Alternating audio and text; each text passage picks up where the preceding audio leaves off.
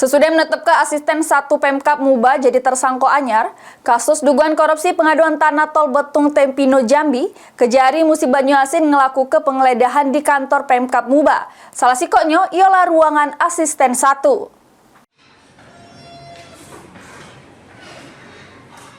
Sesudah menetapkan asisten 1 Pemkab Muba berinisial YH sebagai tersangka anyar jero kasus dugaan korupsi pengaduan tanah proyek tol Betung Tempino Jambi. Pada Selasa 11 Maret 2025 kemarin, tim Kejari Muba langsung melakukan penggeledahan di 2 lokasi, yakni kantor pemerintah Kabupaten Muba sama rumah pribadi YH pada Rabu 12 Maret 2025.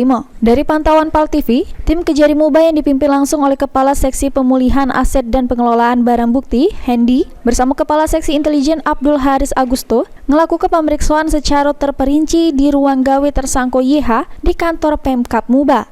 Tidak cuma ruang gawe YH, penyidik juga melakukan penggeledahan di ruangan penting lainnya di kantor Pemkab Muba, yakni ruangan staf asisten 1 sama ruang kabak hukum.